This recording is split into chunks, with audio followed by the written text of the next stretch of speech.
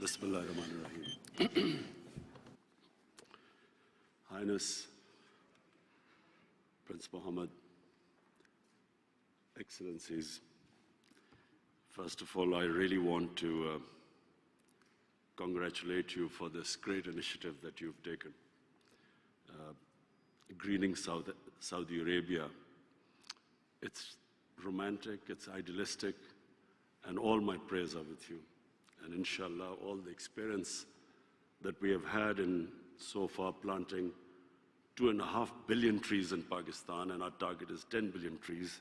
So we will be sharing all our experience with you, Highness.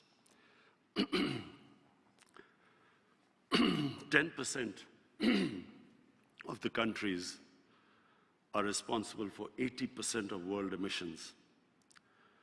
And Pakistan happens to be one of those countries, Excellencies. Unfortunately, we are in the 10 most vulnerable countries in the world to climate change. I'll just, in the last 10 years, what we've been through, we've had 152 extreme weather events, which has triggered economic loss of over $3.8 billion. Our future climate adaptation costs are estimated between $6 to $14 billion. So we decided that before the world takes any action, we as a country, for our own survival, must take whatever it is possible within our reach. So these are the actions we've taken. We've decided that we will shift 60% of all our energy into clean energy by 2030. 30% of all transport will be shifted to electric vehicles by, again, 2030. We've already shelved 2,400 megawatts of coal projects, replaced them by 3,700 megawatts of hydroelectricity. Then we've committed that there will be no new coal projects in Pakistan.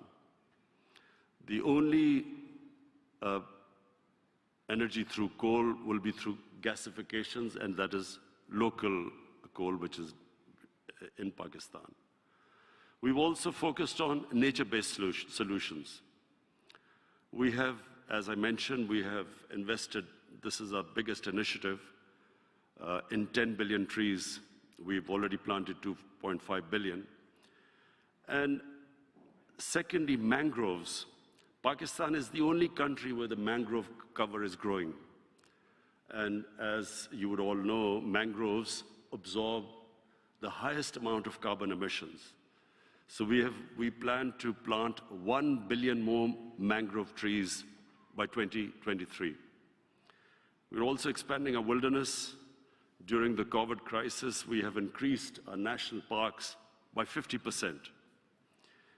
In the process, we have also provided green jobs, jobs that are related to improving our environment. 85,000 jobs we've produced, and by the next year, they should go up to 200,000. And finally, we have come up with a way of restoring our wetlands, recharging the water level, the aquifer. And this is through diversion of flood waters, which is, again, it's a new initiative that we have taken. Excellencies, the World Bank has put Pakistan as #1, the country that has used development finance and shifted it to climate-friendly trajectory. So 44% of all our financing has been climate-friendly. We have these initiatives how to finance our vision. And for that, we have, #1, we have green bonds. We have collected $500 million for hydroelectric power.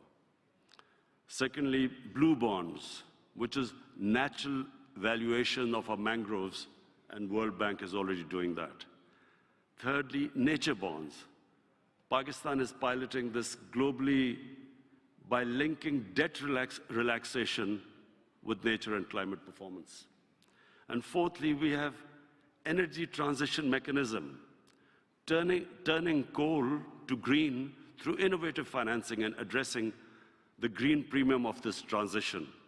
Pakistan is again piloting this for clean transition of existing coal infrastructure. Finally, Prince Mohammed, again, I want to thank you that you've invited us here. The humanity faces probably one of the biggest crises. Unfortunately, this crisis was quite visible 20 years ago. But somehow we were all in self-denial. No one thought that this would actually happen, that actually the temperature was getting warmer. No one believed that there would be effects of this. Once you alter this balance of nature, there were always going to be implications, but no one thought there would be any implications. But just in the last 2 years, what we have seen, fires in Siberia, in California, in the Mediterranean,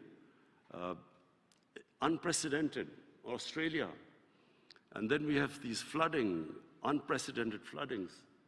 We in Pakistan face, and not just Pakistan, all along the whole humanity living on the base of the Himalayas and the Karakoram, which depend on their water, on the river waters from the glaciers. All of us face this stark reality that the glaciers are melting at a fast pace.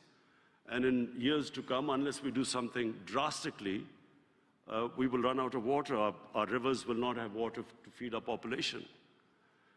And this is not just in Pakistan, it is going to affect India. And on the other side, on the northern side of the mountain range, it's going to affect Tajikistan, Kyrgyzstan, Kazakhstan, all the countries that depend upon the glacier waters. So thank you for holding this great initiative. I want to thank you for inviting me.